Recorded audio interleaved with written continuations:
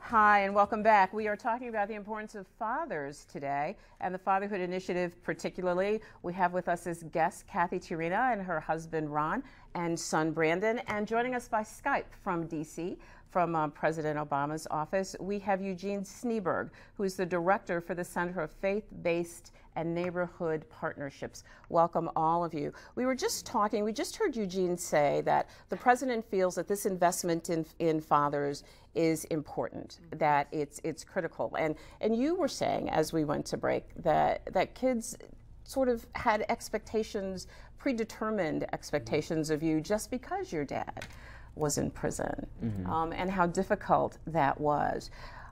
Are you convinced that without these initiatives, things get worse? Oh, absolutely.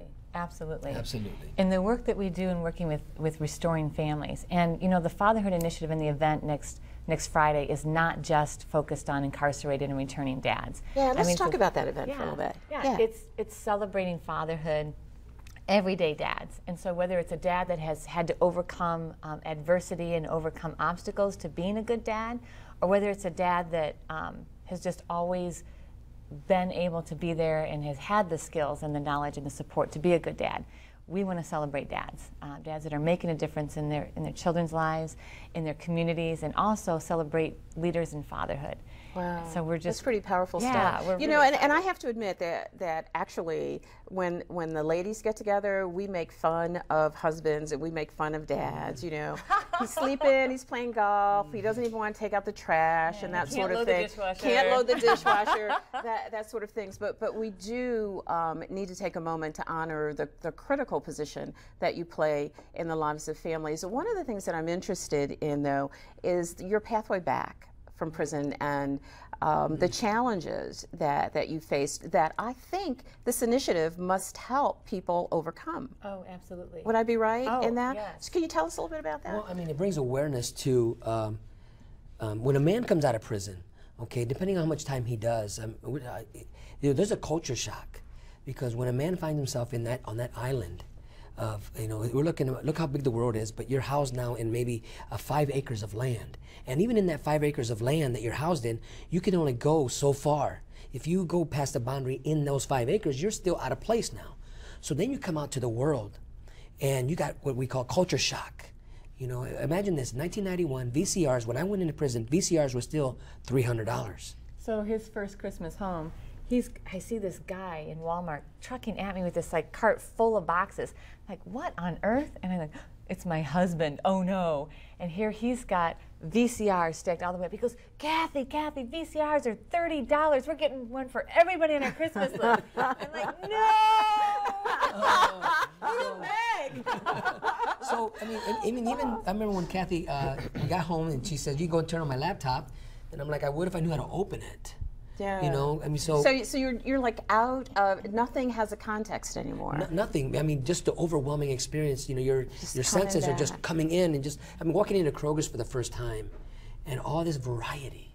I say, you got to take me out of here. I'm being overwhelmed by these choices. The sensory stuff is too much. Yeah, you know? Yeah. And I wonder too about just the difficulty of finding your footing when now in the days of background checks and you know, before you're allowed to be employed in many cases, they do background checks. And at this point in Ohio, as I understand it, there is not a prohibition against the crime having to be related to the job in order to be denied the job because of a criminal background. Finding places to live where neighbors want you. Oh, yeah, the obstacles are crazy. And the thing that I think society and neighborhoods and communities forget is the same sanctions you're putting on dad, you're putting on his innocent children and family. So when you're saying you can't live here, you're saying, Brandon, you can't live in my neighborhood. When you're saying you can't work here, you're saying, Brandon, your father, you're going to be sentenced to a second-rate life, because no matter what your dad does, he won't be able to provide for you. We're going to put as much sanction around this family. And then we wonder why we see these generational cycles of incarceration. Because when you take dad out and you remove him, and then you put more stigma on the children, then what do they learn? They learn to be angry and bitter. They learn not to trust. Then they build these walls where they can't connect, they don't feel, and so then there's no compassion, and so it's easy to create additional victims. Absolutely. As you see the family disintegrating too as an institution, which brings me to a question I'd like to ask Eugene. This is clearly evidence of the president's support for the importance of families in rebuilding this country or having this country move forward, both economically and socially, I would presume. Absolutely. And I think if I can go back to the conversation you all were just having about some of the collateral consequences or the barriers that people coming out of incarceration face, this is something that the President and Attorney General Eric Holder take very seriously. In fact, just yesterday I was at a meeting of the Federal Reentry Council with several cabinet level officials all gathered together to talk about this issue of reentry and what different federal agencies could do to reduce the number of barriers to people coming home, whether it's getting access to a driver's license or accessing benefits. Within the administration, we're working hard to look at policies that will make it easier to support the children of incarcerated parents. And so all throughout the administration, we're working at HUD, we're pushing out information to local public housing authorities, asking them to look at their policies and clarifying what the federal statutes actually are around prohibitions to living in public housing because of criminal convictions. Many of your viewers will be surprised to find that there's only 2 classes of individuals that are permanently barred from living in public housing, and those are those who are on the permanent sex offender registry list and those who have been convicted of making methamphetamine. All other classes of criminal convictions are up to the discretion of local public housing authorities, and some very innovative and proactive public housing authorities throughout the country are looking at how they can reintegrate fathers and families to strengthen their communities and not weaken them.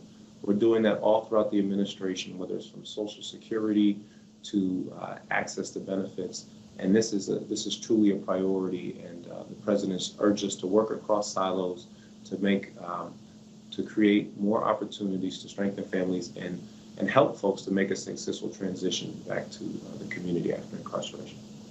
Thank you. That whole issue of barriers is one, again, I'd like us to talk about for just a little bit more.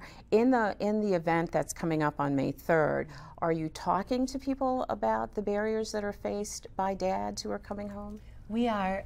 There will be a small part because, again, it's fatherhood in general. And so our place at the gate is really helping formerly incarcerated dads reconnect with their children. And their families. So we will be talking about that. We'll also be promoting and recruiting to let other agencies in the community know that this resource is available to help reunite dads. I mean, we can provide a lot of support around families and to help through that transition, reentry back into the community, into the homes, into the workplace. So follow-up is going to be crucial after this event. And what we're talking about is celebrating fathers. But teaching the principle, if I'm not rooting for the next dad's child to make it, I can't get mad if nobody's rooting for mine. Absolutely. And that's what we want to get another message across. Everybody should be rooting for everybody. You know, this, I guess I said, the #1 reason why men would find themselves in prison is because they're selfish. Whatever reason is, if I'm married and I find myself in prison, what was I doing that got me in that place before a judge where he couldn't take me at my word? What was I doing, what I wasn't doing for my family to keep them protected? You know, on a Friday night, I'm out running around. When I'm 24, 25 years old is when I went to prison. But what was I doing? I wasn't home on Friday night.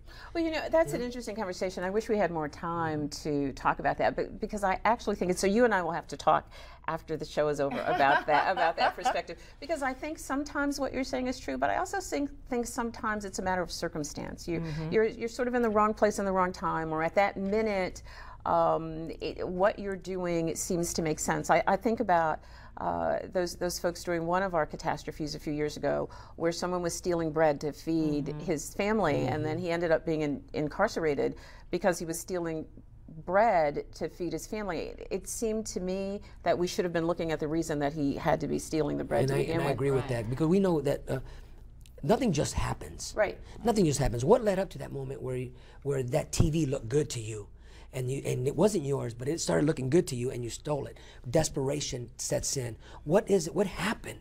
Right. You know what? And what can we do to adjust laws? What can we do to protect people instead of incarcerate? I mean, we have one of the greatest incarceration rates, and it's ridiculous. Yes, in the world, the largest one in the world. Yeah. It is. It is something to be discussed, and I really want to have you guys back to discuss that particular issue, Ron, because I think it's one that we need to pay attention to. One of the things we talk about all the time in these United States of America is that once you go to jail and you've paid your dues, then you should have the opportunity to start your life over. And I think one of the things that we've established this morning, along with Eugene from DC, is that there are barriers in starting your life over. It's not so easy. You're not so totally and easily accepted back into the community. And we're talking about men who are critical in the positions they hold in their family. Fatherhood Initiative event is on May 3rd. I can't find my notes here. Here it is. Yeah. May 3rd, that's next week, at the Toledo Lucas County Main Library in the McMaster Center from 9 to 11:30. Is it free? Is there a cost? Yes, it is free, and public is invited. Please come. Please come find out more about fatherhood initiatives locally here in Toledo, in Ohio, from the nation on down, and help us recognize and celebrate fatherhood heroes right here in Northwest Ohio. We can change America by helping one dad at a time. And I really believe that, to change a culture shift of thinking that even if you're not together with the mother of your children, you still have an important and still have the opportunity to make a difference. That's right. You do. Would you stay with me? We are going to go away for just a second. Eugene, hang in there with us, please, for just a second. We'll be away for about 30 seconds, and we'll be right back.